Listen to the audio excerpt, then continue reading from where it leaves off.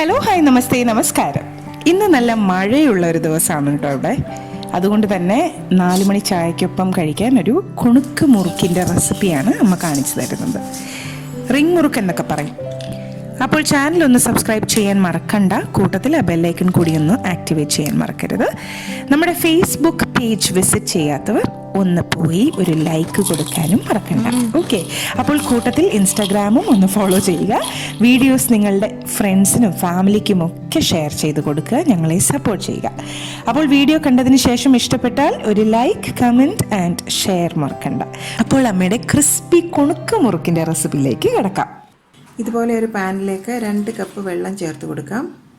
1/2 teaspoon മഞ്ഞൾപ്പൊടി കൂടി ചേർക്കാം കളറിനായിട്ട്. 1 ടീസ്പൂൺ ബട്ടർ കൂടി ചേർത്ത് കൊടുക്കാം. ആവശ്യത്തിനുള്ള ഉപ്പും കൂടി ചേർക്കാം. 1 ടീസ്പൂൺ മുളക് പൊടി കൂടി ചേർക്കാം എരിവിനായിട്ട്. 1/4 ടീസ്പൂൺ കായപ്പൊടിയും കൂടി ചേർത്ത് കൊടുക്കാം.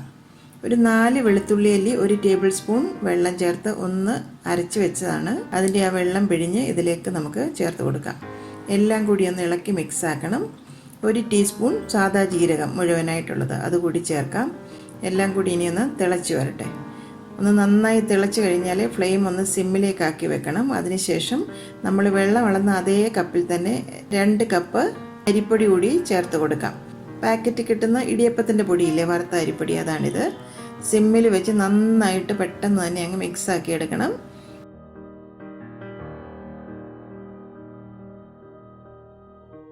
ഇനി നമുക്ക് ഫ്ലെയിം ഓഫ് ചെയ്തിട്ട് ബാക്കി ഇളക്കി യോജിപ്പിക്കാം.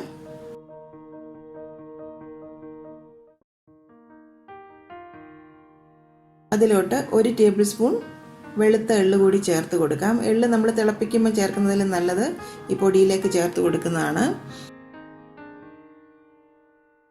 ഇതിന് ഈ കൈ കൊണ്ട് നല്ല തൊടാവുന്ന ചൂടായി കഴിഞ്ഞാൽ നന്നായിട്ട് കുഴച്ചെടുക്കണം. ഞാൻ ആ പൊടി ഒരു ബേസിനിലേക്ക് മാറ്റിയിട്ടുണ്ട്. ഇതിപ്പോഴും നല്ല ചൂടുണ്ട് കേട്ടോ. എൻ്റെ കൈ ഭയങ്കര സെൻസിറ്റീവാണ്. ചെറിയ ചൂട് പോലും ഭയങ്കര ബുദ്ധിമുട്ടാണ് എനിക്ക്. അതുകൊണ്ട് ഒരു കട്ടോരി കൊണ്ട് ഇതുപോലെ ഞാൻ ഒന്ന് പ്രസ് ചെയ്ത് കുഴയ്ക്കുവാണ്. ഒന്ന് ചൂടായി കഴിഞ്ഞാൽ വീണ്ടും അത് കൈ കൊണ്ട് തന്നെ കുഴച്ചെടുക്കാം.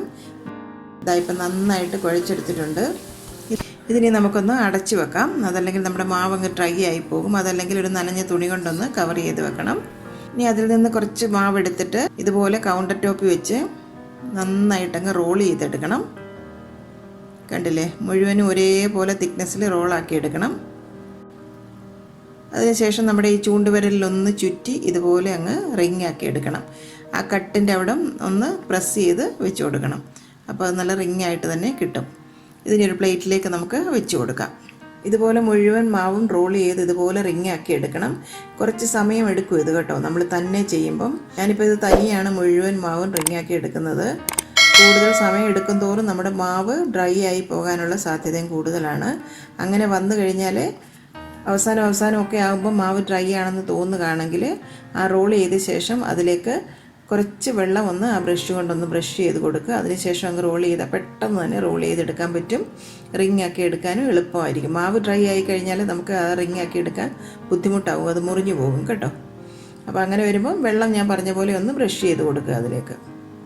അതല്ലെങ്കിൽ വീട്ടിലുള്ള ആരെയെങ്കിലും കൂടി ഒന്ന് ഹെൽപ്പിന് വിളിച്ചാൽ പെട്ടെന്ന് തന്നെ നമുക്കിത് മുഴുവനും ഇതുപോലെ റെഡിയാക്കി എടുക്കാം.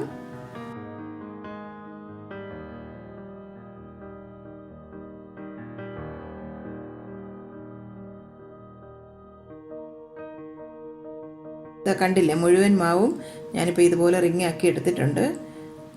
ഞാനിപ്പോൾ അവസാനമൊക്കെ ആയപ്പോൾ മാവ് ഡ്രൈ ആയതുകൊണ്ട് കുറച്ച് വെള്ളം അതിൻ്റെ പുറത്തൊന്ന് ബ്രഷ് ചെയ്ത് തന്നെയാണ് ചെയ്തത് കേട്ടോ.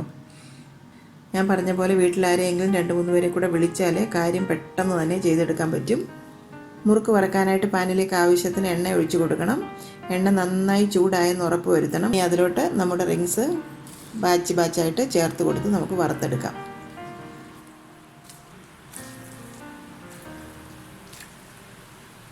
മുറുക്ക് ചേർത്ത് കഴിഞ്ഞാൽ ഫ്ലെയിം ഒന്ന് മീഡിയത്തിലേക്കാക്കി വെക്കണം. ഇടയ്ക്കിടയ്ക്ക് ഒന്ന് ഇളക്കി കൊടുക്കണം. ഇപ്പോൾ കണ്ടില്ലേ, നല്ല ബബിൾസ് ഉണ്ട് അതിൽ, കണ്ടില്ലേ. ഇത് കുറച്ച് സമയം എടുക്കും ഒന്ന് മൂത്ത് വരാനായിട്ട്. ഉള്ളൊക്കെ നന്നായിട്ട് മൂത്തിട്ട് വേണം നമ്മൾ എടുക്കാൻ. അല്ലെങ്കിൽ നമ്മൾ വറുത്തെടുത്ത് കഴിഞ്ഞാൽ അത് പതുപതാന്നിരിക്കും, ആ ക്രിസ്പിനെസ് കാണത്തില്ല.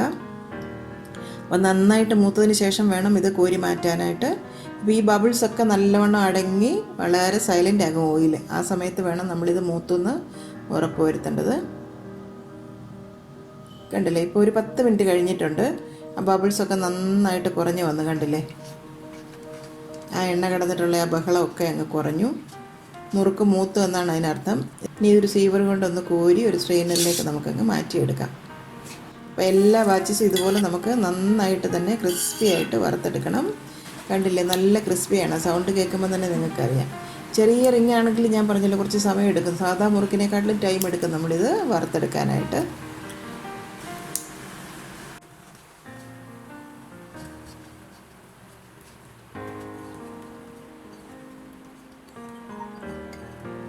ഇപ്പം മുഴുവൻ മുറുക്കും ഞാൻ വറുത്തെടുത്തിട്ടുണ്ട്. 4 മണി ചായക്ക് പറ്റിയ ഒരു സ്നാക്കാണിത്. കുട്ടികൾക്ക് ഇത് നന്നായിട്ട് ഇഷ്ടപ്പെടും. ഞങ്ങളുടെയൊക്കെ ചെറുതിൽ ഞങ്ങൾ ഇതിങ്ങനെ ഈ വിരലിലിങ്ങനെ കയറ്റിയിട്ട് കൊണ്ട് നടക്കുമായിരുന്നു.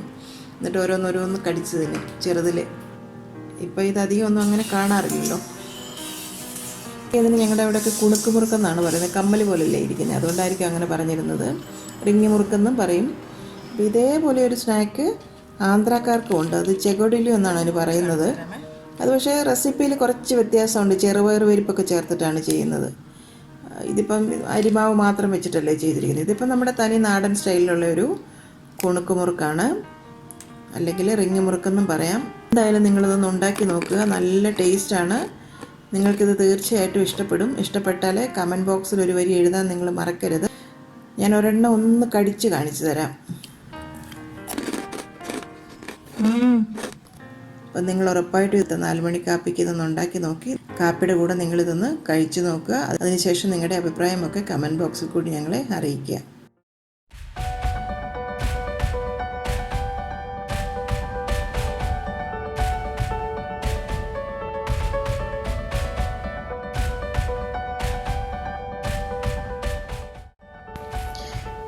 എൻ്റെ അമ്മയുടെ ഇന്നത്തെ ഈ റെസിപ്പി നിങ്ങൾക്ക് ഇഷ്ടമായെങ്കിൽ ഈ വീഡിയോ നിങ്ങൾ തീർച്ചയായും ലൈക്ക് ചെയ്ത് ഷെയർ ചെയ്ത് ഞങ്ങളെ സപ്പോർട്ട് ചെയ്യണം. ഒപ്പം തന്നെ കറി വിത്ത് അമ്മ സബ്സ്ക്രൈബ് ചെയ്യാനും ബെൽ ഐക്കൺ ക്ലിക്ക് ചെയ്യാനും മറക്കരുത്. പെട്ടെന്ന് തന്നെ ഞാനും അമ്മയും മറ്റൊരു റെസിപ്പിയുമായി എത്തും. അതുവരേക്കും നന്ദി, ഗുഡ് ബൈ.